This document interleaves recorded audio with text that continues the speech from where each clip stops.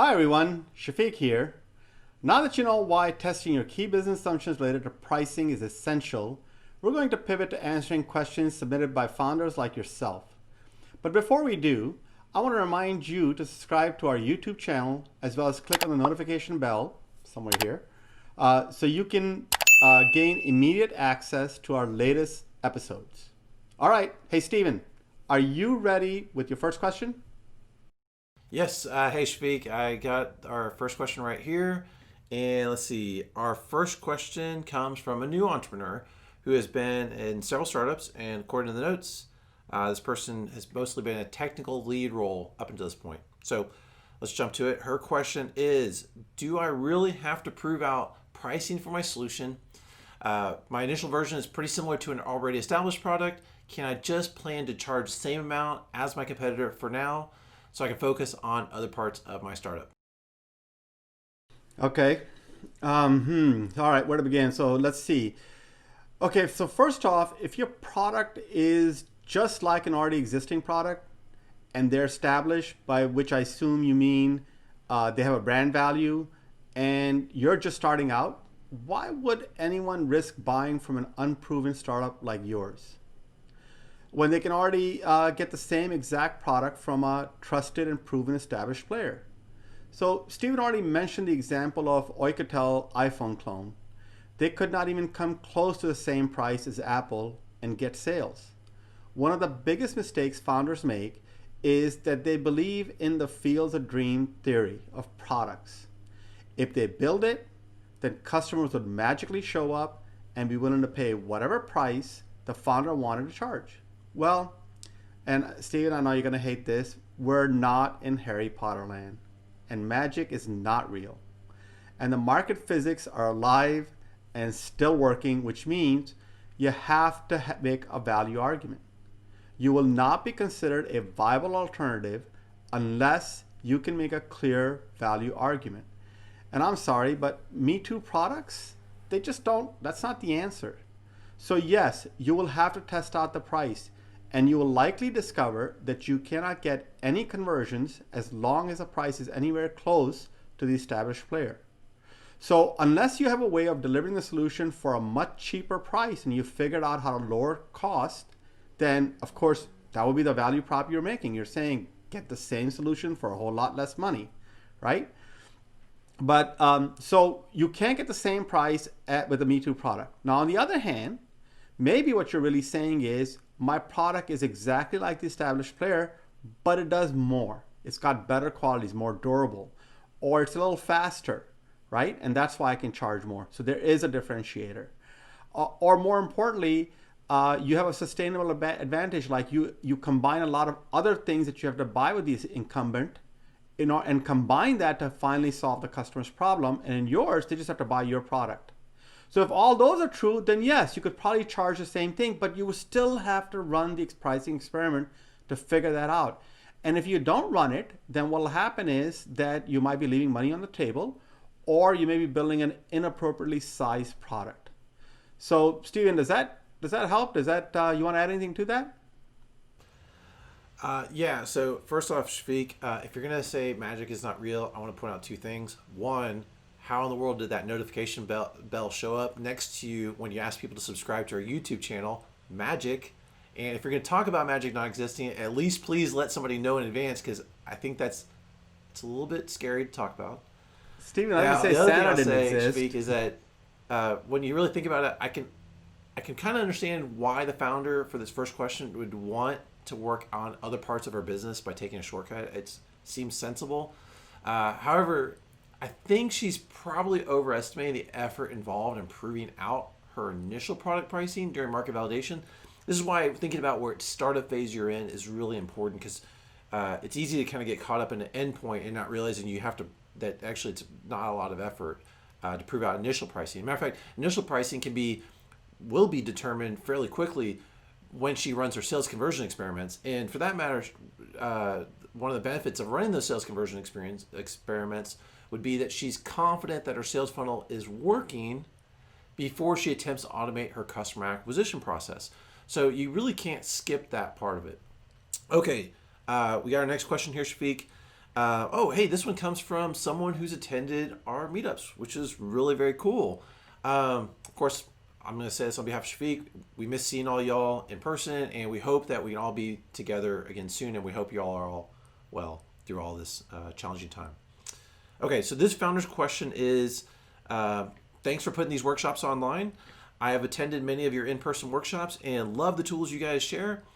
I've been wondering for a while now, when it comes to validating the sales funnel, what's the hardest conversion stage to validate?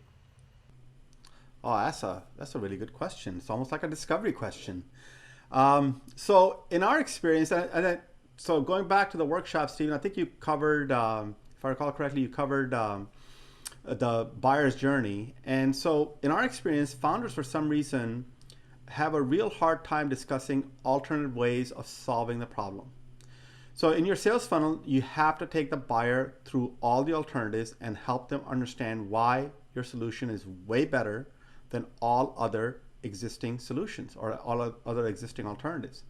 And most founders love their solution so much, they forget to do the hard part of quantifying the difference between their solution and existing alternatives. So just claiming I'm way better than alternatives is not the way to do it. But saying something concrete like, hey, we're 50% faster, or we save you 3 hours over these 3 other ways of doing it, right? Those are the kinds of differences, different ways of pointing that out. So that seems to be, for whatever reason, a really hard time. And of course, I want to remind everyone that you only have, you only get 10 seconds or less to take your buyer through that and reject those alternatives. Otherwise, if you don't, leaves the buyer to put the brakes on the sales cycle and go do their own research, which of course means that they will likely be subject to an argument about one of the alternatives, in this case, your competitor. And they'll take them through the buyer's journey because they'll know how to do this stuff. And they'll explain why they're better. And if they did a good job, they'll probably get the sale, right? And then they get to thank you for driving the business to them.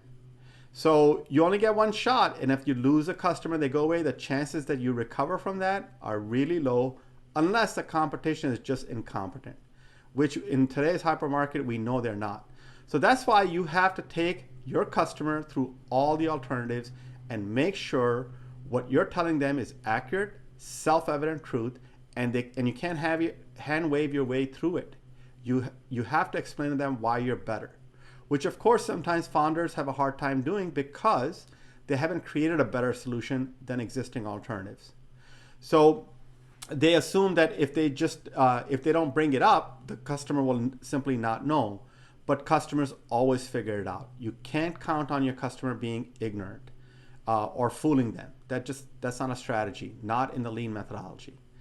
So moving on to the second area. The second area is the funnel. In the funnel management is the managing the risk of the buyer. So most founders, especially in the early stages, have a really hard time providing guarantees.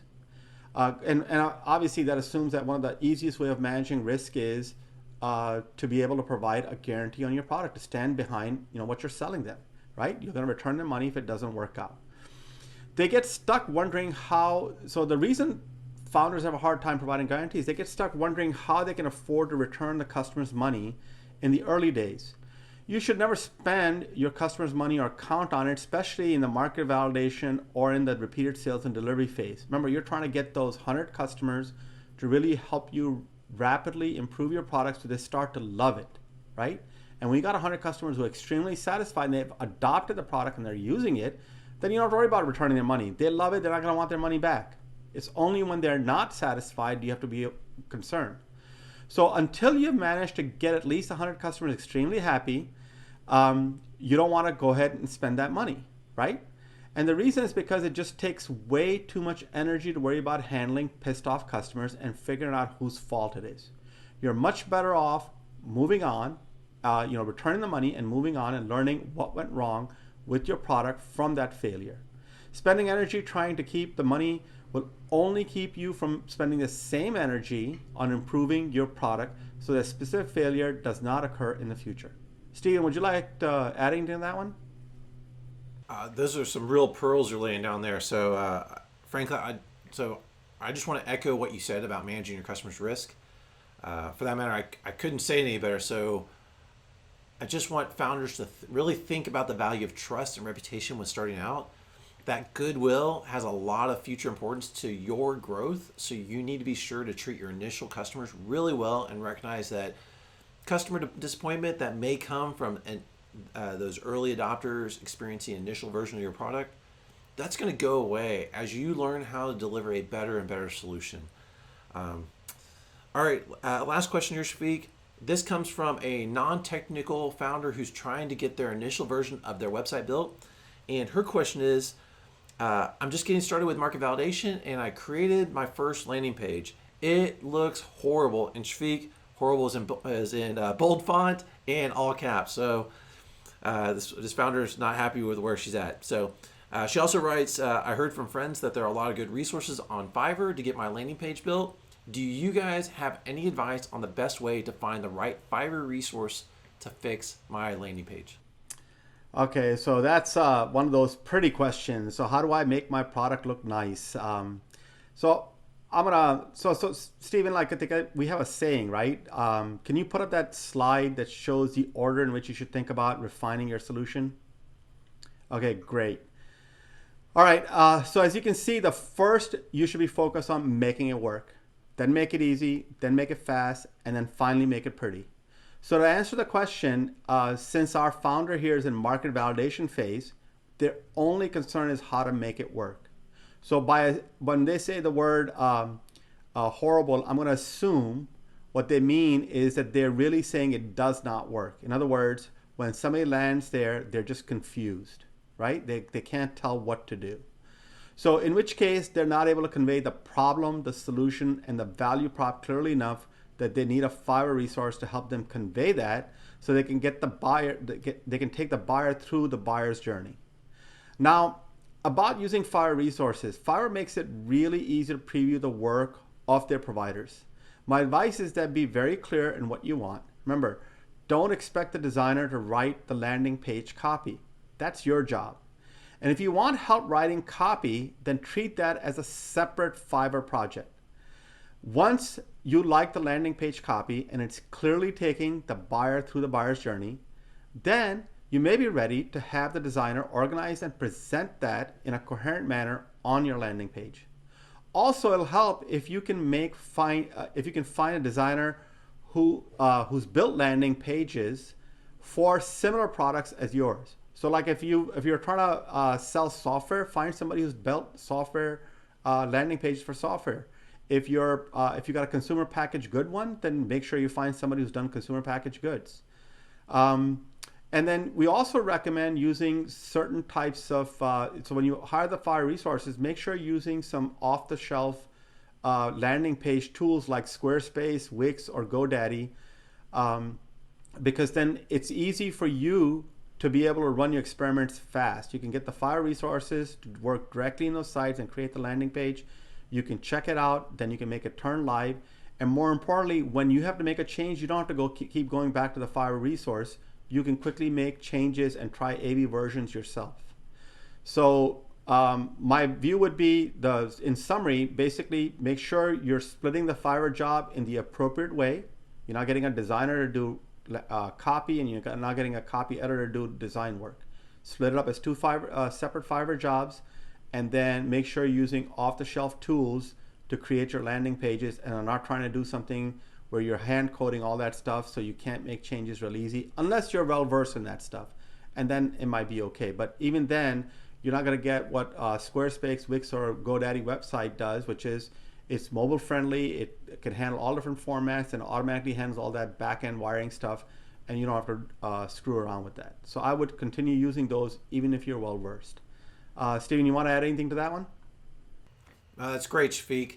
I think that covers everything that the founder should be looking at, especially those the different tools. But definitely, what I really appreciate is you broke down the fact that the person really has two different roles that they're looking for at Fiverr: the person who could help put the website together, as well as the copy editor. Okay, we have this week we have another surprise. By the way, thanks to all of those of you who took us up on last week's offer. We really appreciate it. This week, we are announcing a special cohort for our LeanMastery Incubator. If you have ever tried to run a Kickstarter campaign and failed, or had a successful campaign but failed to continue selling your product post Kickstarter campaign, or are thinking about running a brand new Kickstarter campaign, especially this coming fall or even next spring, you're going to want to apply to the LeanMastery Incubator by August 15th so you can join our Kickstarter cohort. Spots are limited, and we will be using our rolling admissions process, which means that the quicker you apply, the better chance you'll have to gain one of these coveted incubator spots. The Kickstarter cohort will start on September 1st, 2020. To learn more about the LeanMastery Incubator Kickstarter cohort and apply, visit leanmastery.co. Don't miss out, y'all. This is a really fantastic opportunity to work directly with Shafiq and I as you get ready for your Kickstarter campaigns. So get your applications in today. Thank you all for watching, and we look forward to helping you be successful in pursuing your startup dreams by building Lean. Bye, everyone.